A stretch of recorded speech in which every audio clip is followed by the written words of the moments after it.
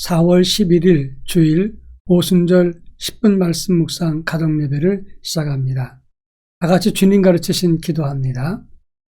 하늘에 계신 우리 아버지, 아버지의 이름을 거룩하게 하시며 아버지의 나라가 오게 하시며 아버지의 뜻이 하늘에서와 같이 땅에서도 이루어지게 하소서. 오늘 우리에게 일용할 양식을 주시고 우리가 우리에게 잘못한 사람을 용서하여 준 것 같이 우리 죄를 용서하여 주시고 우리를 시험에 빠지지 않게 하시고 악에서 구하소서. 나라와 권능과 영광이 영원히 아버지의 것입니다. 아멘. 찬송가 327장 주님 주실 화평 327장을 다 같이 부릅니다.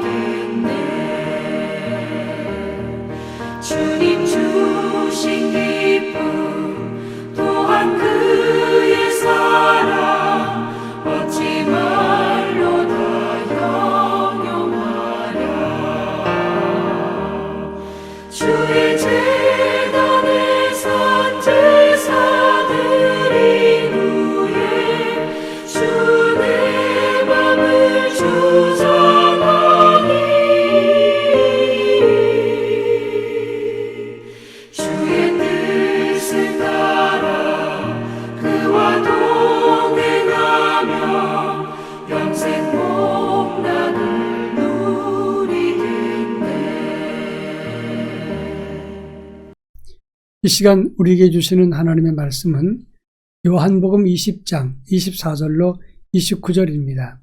신약성경 요한복음 20장 24절로 29절 말씀을 한 절씩 교독합니다. 제가 전체를 읽겠습니다. 12 제자 중에 하나로서 디두모라 불리는 도마는 예수께서 오셨을 때에 함께 있지 아니한지라. 다른 제자들이 그에게 이르되 우리가 주를 보았노라 하니 도마가 이르되 내가 그의 손의 못자국을 보며 내 손가락을 그 못자국에 넣으며 내 손을 그 옆구리에 넣어보지 않고는 믿지 아니하겠노라 하니라. 8일을 지나서 제자들이 다시 집안에 있을 때에 도마도 함께 있고 문들이 닫혔는데 예수께서 오사 가운데 서서 이르시되 너희에게 평강이 있을지어다 하시고 도마에게 이르시되 내 손가락을 이리 내밀어 내 손을 보고 내 손을 내밀어 내 옆구리에 넣어보라. 그리하여 믿음 없는 자가 되지 말고 믿는 자가 되라. 도마가 대답하여 이르되 나의 주님이시요 나의 하나님이시니이다. 예수께서 이르시되 너는 나를 본고로 믿느냐? 보지 못하고 믿는 자들은 복되도다 하시니라. 아멘. 현대의학이 최고조에 이른 오늘날에도 우리가 시력을 잃을 때 그 시력을 회복하는 것이 불가능하다고 합니다. 그런데 죽은 자가 다시 살아났다, 부활했다는 것은 불가능한 일입니다. 그러나 예수님 부활하심으로 다시 살아났다고 제자들에게 예수님은 말씀했습니다. 일반적인 사람들의 눈으로 예수 부활을 생각할 때 이것은 이해되지 않는 일이라고 말할 수 있습니다. 오늘 우리가 읽은 요한복음 20장의 말씀을 보면 부활하신 예수님께서 문을 닫고 숨어있는 제자들을 찾아가셔서 그 손의 못자국과 옆구리의 창자국을 보여주시면서 예수님이 부활하셨다는 사실을 제자들에게 알렸다고 하는 것입니다. 그런데 그 자리에 도마가 없었습니다. 나중에 도마를 만났을 때 제자들은 이구동성으로 말합니다. 예수님께서 부활하셨다. 그때 도마는 말하기를 내가 그 손의 못자국을 보며 그 옆구리에 내 손을 넣어보기 전에는 나는 믿을 수 없다고 말을 했습니다. 오늘 본문을 통해서 주시는 교훈의 의미가 무엇인가를 함께 살펴볼까 합니다. 먼저 예수님은 이렇게 부활이라고 하는 것이 사람들이 생각할 때 믿을 수 없는 일이기 때문에 제자들을 계속 찾아왔다고 하는 점입니다.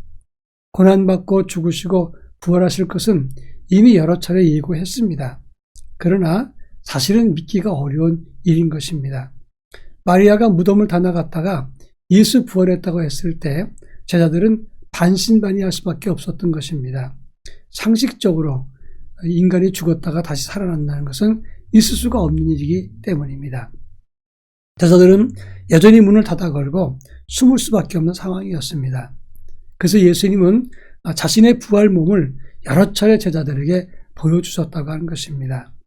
열 제자에게나 또 그 자리에 없었던 도마에게, 그리고 고린도전서 15장 5절로 6절에 보면 게바와 그리고 후에 12사도와 500의 형제에게 동시에 보이셨고 그 중에 지금까지 대사들은 살아있고 그 후에 야고보에게 보이셨고 맨 나중에 만삭되지 못한 나에게도 보였다. 바울이 고백을 했다고 하는 것입니다. 이렇게 예수님은 40일 동안 부활의 몸을 제자들에게 보여주시면서 여러 차례 제자들 앞에 나타나셨습니다. 이것은 그들로 하여금 믿게 하기 위함이었던 것이고 이것은 바로 하나님의 사랑이었던 것입니다. 그런가 하면 24절에 보면 예수님이 오셨을 때 도마가 함께 있지 않았다고 하는 겁니다. 바로 불신의 이유가 여기 있습니다. 예수님이 제자들이 모였을 때 예수님을 만났습니다. 그런데 그들은 예수님을 보고 체험하고 이야기를 나누고 점차 예수 부활을 확신하게 되었던 것입니다. 그런데 그 자리에 없던 도마는 그 자체가 난 믿을 수 없다고 이야기했던 것입니다. 믿음을 가진 제자라도 예수 만나는 자리에 없으면 이렇게 도마처럼 불안하고 불신할 수밖에 없다는 사실을 알아야 됩니다.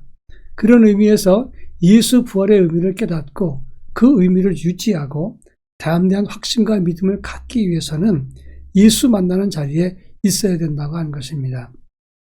부활의 확신도 오순절 성령 강림도 은혜의 자리에 있는 사람들이 체험하고 누리는 것입니다. 바라기는 우리 모두가 은혜의 자리에 빠지지 않는 삶을 가져야 할 것입니다. 마지막으로 27절에 보면 예수님은 도마에게 내 손을 내밀어 내 옆구리에 넣어보라.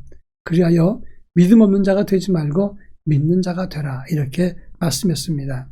도마는 무릎을 꿇고 나의 주님이시요 나의 하나님이십니다. 라고 고백을 했습니다. 이 주님에 대한 고백은 마태복음 16장 16절과 이 본문의 말씀 요한복음 20장 27절의 말씀 두 군데 가장 아름다운 고백으로 나와 있는데 마태복음 16장 16절 주는 그리스도시요 살아계신 하나님의 아들입니다. 이것은 베드로의 고백이고 오늘 27절에 주님은 나의 주님이시고 나의 하나님이시다 말했던 것은 도마의 고백입니다.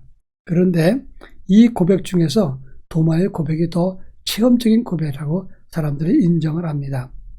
귀로 듣고 전해 들은 신앙 고백보다 체험적으로 고백하는 그 도마의 고백이 더 확실한 고백이라고 하는 것입니다.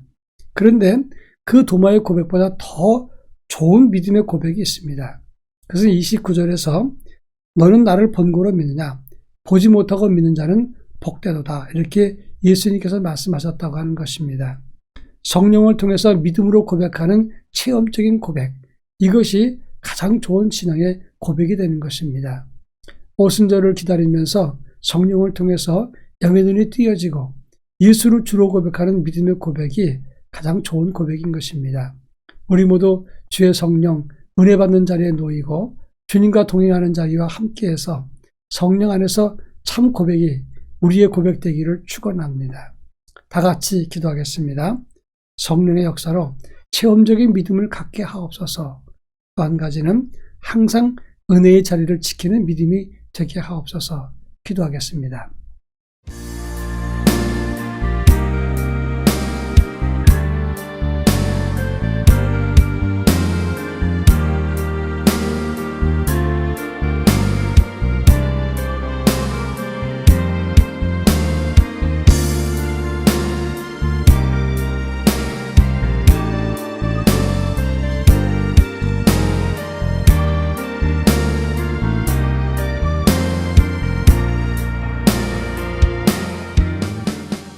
자비로우신 아버지 하나님, 성령의 은혜와 체험으로 예수를 주로 고백하는 참된 믿음의 고백이 있게 해 주시옵기를 원합니다.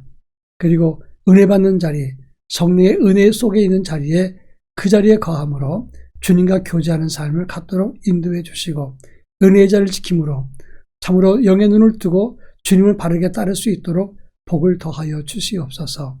예수님의 이름으로 기도합니다. 아멘.